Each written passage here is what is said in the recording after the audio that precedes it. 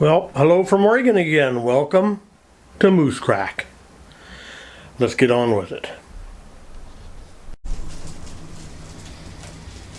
Okay, Cabin Time, Oregon.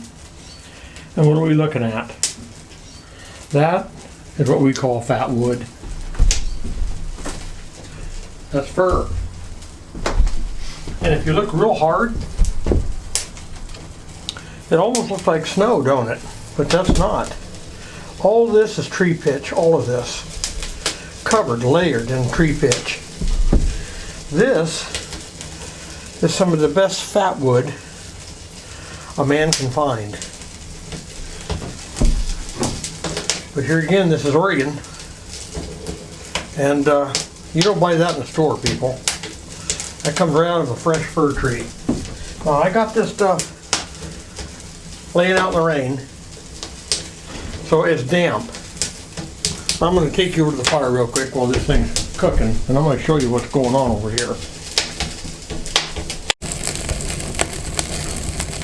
Okay, that is mostly fat wood in there. I just started the fire with a little bit of kindling on the bottom, and man, I tell you what, once that fat wood lit, we were off and running. It just turned into a bonfire in a heartbeat. I mean, 5-10 seconds it was burning like that. This is unbelievable wood. So when you have other things to splice it with, like you see that piece of maple right there, and there's another piece right down here. I'll throw a chunk or two of that in. Actually, I got a small one down inside there, if you can see that or not, but it takes a little bit to get that going. But with fat wood, you throw a piece on top once you get some coals on the bottom, and you're ready to rock a fire here, folks. This is good cowboy coffee making fire. Oh, you gotta love fat wood on a cold day. Okay, guys, today probably 30 something, 5, 6, it's above freezing. But I want to give you a little close up here of some of my beautiful, beautiful fat wood. Now, if you look at all this stuff here is piled almost a ½ inch of tree pitch on this piece of fur that I got. And I mean, this is the other, set that one down, this is the other half of that piece. I just cut it in half. And I thought this stuff is just so gooey. If it was summertime, it'd be a lot more liquidy. It wouldn't be, I mean, it would be hard, but not stickery, you know what I mean? It'd be all over you. It does kind of get on you a little bit if you ain't careful.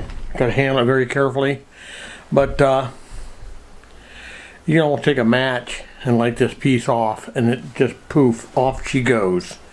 And it burns like a raving lunatic once you get this thing going. So when you put these in the fire, and you just kind of crisscross the two guys like so, with some paper underneath there, and you get them lit, man, you're done. She's going.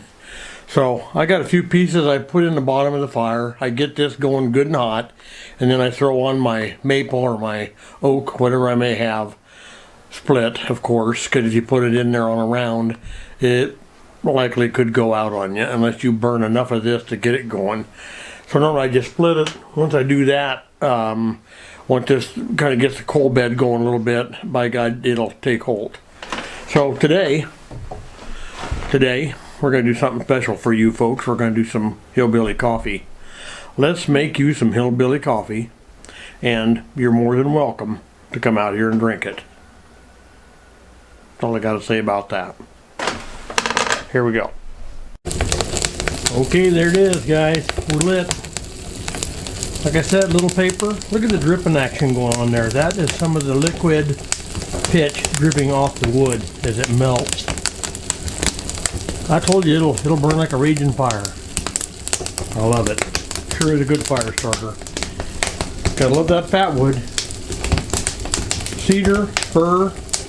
Around here we got lots of it, so which is a good thing. Alright guys, well, you guys seen it before. These are my buckets of Hillbilly Coffee, and if you look at that, look how brown and rich that is, huh? Isn't that perfect coffee for making Hillbilly Coffee? I think so. There's hardly any bugs or leaves in this bucket because this one has been sitting out here, oh, I don't know, probably a month maybe. But if you look up above, it's covered with pre-moss. Let me just give you a shot of my roof. Show you how this Hillbilly Coffee is actually made. I don't know if you can see up there. Now, let me just get back here. Here's some leaves here on top of my shooting table. But if you get a gander up there on that roof, there's limbs up there, leaves up there, moss up there. All of that stuff is where my Hillbilly Coffee comes from. Because it drips off the old roof up here. Drip, drip, drip, and it just fills my bucket. That's how we make her. And then over here is another one. Sometimes just for good measure, you just gotta take some old moss like this and just toss it in there. It's actually just more for flavoring, you know? Some of you city folks are just flat missing out. Sometimes they just take a piece of oak and stick that in there. See? All that goes in there for flavor. Just makes delicious coffee. Okay, let's go put her on the stove. Oh, there's my blue dog. He's waiting on that coffee. He goes, yep. I got your prepared pot here, bud. We're gonna go cook her. Let's run into the old cabin here. The old moose crack, door open, ready. Fire burning. Listen to this guy roar, would ya?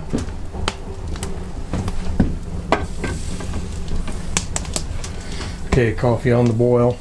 I need to put it to the back side here. It's a little warmer back there. Cooks it just a wee bit faster. Man, it's a fire. Man. Gotta love it on a cold day. Okay, since that gets heated, we're gonna pour it and we'll show you what she looks like.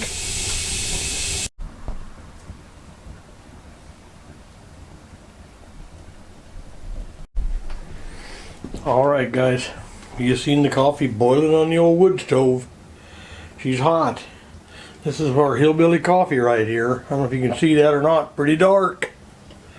Let me pour you a cup. Almost looks like tea. It's kind of pretty. And then you take out one of these old sizzle sticks. That's what a hillbilly calls a sizzle stick. Now that is coffee fit for a hillbilly king. Well, won't you join me for a cup? I got plenty.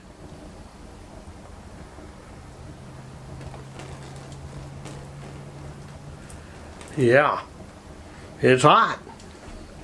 Alright guys, we'll catch you on the next one. Well, I hope you guys got some entertainment out of my Hillbilly Coffee.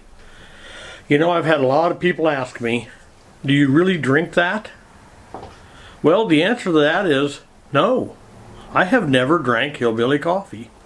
I have made a joke about this. Hillbilly Coffee, water coming off my roof.